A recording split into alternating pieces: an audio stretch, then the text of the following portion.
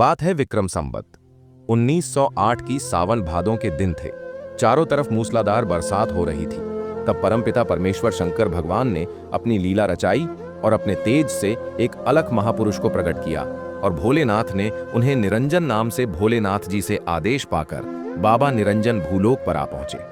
साधु महाराज वर्षा में भीगे हुए और उनकी जटाओं से पानी टपक रहा था। खड़ाओं कीचड़ में फिसल रही थी, फिर भी अलख निरंजन कहते शंख बजाते चले जा रहे थे। और घू इसी बीच महाराज ने अलख निरंजन की आवाज लगाते हुए शंख भूक दिया। शंख से उत्पन्न तीव्र ध्वनि के परिणाम स्वरूप गाय बिदक गई और लात मारकर पूरा दूध बिखेर दिया।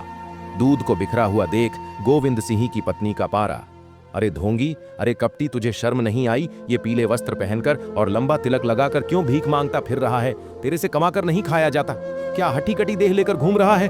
ढोंगी कहीं का बाबा। निरंजन हंसकर बोले, माता दोष क्यों लगा? चल चल आगे का रास्ता नाप।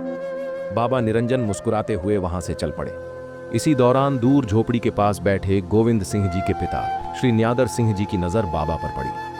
अपने घर से साधु महाराज को खाली हाथ वापस लौटते कि घर की औरतों द्वारा बोले गए कटु वचनों के लिए क्षमा करें, वे अबोध अज्ञान है। मगर साधु महाराज बिना कुछ सुने मुस्कुराते हुए आगे बढ़े चले जा रहे थे। तब श्री न्यादर सिंह जी ने बाबा निरंजन से कहा, अच्छा ठीक है महाराज। मेरे इस पर बाबा निरंजन हंसने लगे और मुस्कुराते हुए गोविंद सिंह जी के साथ उनके घर की तरफ चल दिए, जिसके बाबा निरंजन ने गोविंद सिंह जी को एक नाड़ी खोदने और एक नीम का पेड़ लगाने का आदेश दिया। आज्ञानुसार उन्होंने ऐसा ही किया। दोनों सच्चे मन से बाबा की सेवा में लगे रहे। एक दिन बाबा निरंजन ने खुश होकर गोविंद सिंह जी से कहा, मैं तुम्हारे इस सेवा भाव से अत्यंत प्रसन्न हूं। मांगो, तुम्हें क्या चाहिए? यदि आज राजपाट भी मांगोगे तो मिलेगा। तब यदि आप कुछ देना ही चाहते हैं तो मेरे घर कोई संतान नहीं है, तो कृपया मुझे एक संतान सुख का आशीर्वाद प्रदान करें। बाबा निरंजन ने तुरंत धुने से भभूति उठाई और गोविंद सिंह के समक्ष करते हुए बोले कि तुम्हें एक नहीं अपितु तुम्हारे घर में सबसे पहले जो पुत्र जन्म लेगा उसे मेरी शरण में सौंपना होगा। उसे मेरा शिष्य बनाना पड़ेगा। वक्त आने पर अपने वचन से मुकर तो नहीं जाओगे? बोलो, क्या तुम्हें मंजूर है? गोविंद सिंह जी ने कहा, जी महाराज। मुझे समय का पहिया निरंतर घूमता रहा और ठीक 9 महीने बाद आखिरकार वो शुभ घड़ी आई जिसका गोविंद सिंह जी और उनकी धर्म पत्नी सहित संपूर्ण परिवार को बेसब्री से इंतजार था। उनके घर आंगन में खुशियों की किलकारियां गूंज उठीं। बाबा भभूता सिद्ध जी के जन्मोत्सव पर पूरे गांव में आनंदमयी और खुशियों का माहौल छाया हुआ था। लेकिन ये खुशियां कब उनका दामन छोड़ देंगी कोई नहीं जानता था। पुत्र मोह में खोए गोविंद सिंह जी शायद अभी तक अपना दिया वचन भभूता सिद्ध जी के जन्म को 2 वर्ष बीते, 5 वर्ष बीते और 10 वर्ष भी बीत गए। इसी दौरान कई बार बाबा निरंजन गोविंद सिंह की धानी पर पधारे और उन्हें उनके द्वारा दिए गए वचन की याद दिलाई, किंतु पुत्र मोह में खोए शायद ये बाबा निरंजन द्वारा रची गई माया का ही परिणाम था जो उनको ऐसा करने से रोक रहा था। नहीं तो इतिहास गवाह है कि एक राजपूत शीश देकर भी अपना वचन पूरा जरूर करता है। बाबा का उद्देश्य तो कुछ और ही था।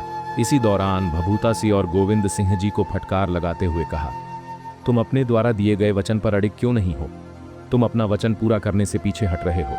हम अगर देना जानते हैं तो लेना भी जानते हैं। तुमने अगर अपना वचन पूरा नहीं किया। घबराए हुए गोविंद सिंह जी थरथराते होठों से बोले, महाराज बस थोड़ा समय और दे दीजिए, मैं भभूता सिद्ध की शादी कर दूं, फिर आपकी अमानत आपको अवश्य ही सौंप दूंगा। बाबा निरंजन क्रोध में बोले, ठीक है, किंतु याद रहे इसके पर फिर एक दिन किसी आवश्यक कार्य से गोविंद सिंह जी को 3 दिनों के लिए घर से बाहर जाना पड़ा। उनके घर का रेवड़ अर्थात पशुधन घर के बाहर खाड़ा भूख और प्यास के मारे आवाजें दे रहा था। तब भभूता सिद्ध जी की माताजी ने भभूत क्योंकि जंगल में काली नाड़ी के समीप एक खोखा खेजड़ा है जिस पर एक पीवना सांप रहता है। नाड़ी एक स्थानीय भाषा का शब्द है जिसे किसी तालाब या तालाब नुमा जल स्रोत के लिए इस्तेमाल किया जाता है। लेकिन आखिर पीवना सांप होता क्या है? तो वहीं कुछ स्थान पर लोगों द्वारा इसे फुकनी कहा जाता है, अर्थात जो विष की फूंक मारता है। ऐसी मान्यता भी है कि पीवना सर्प इंसानों को काटने की बजाय नींद में सोए हुए इंसान की छाती पर बैठ अपना फन फैलाकर उसकी श्वास में अपनी श्वास, जिसका असर सूर्य की रोशनी के साथ पड़ने लगता है और मुंह के अंदर तालू में एक छाला बन जाता है जो सूर्य की किरणों से अधिक फैलने लगता है और छाती में दर्द बढ़ने लग जाता है, जिसके परिणाम स्वरूप पीड़ित की मृत्यु हो जाती है। कुछ वह जिसका रंग बालू रेत की तरह होने के कारण इसे आसानी से देख पाना मुश्किल है। हकीकत क्या है, इस बारे में कोई पुख्ता प्रमाण आज तक नहीं मिल पाया है। माता से आज्ञा पाकर भभूता सिद्ध जी अपने मित्रों संग अपना पशुधन लेकर जंगल की ओर काली नाड़ी का नाम सुनते ही भभूता सिद्ध जी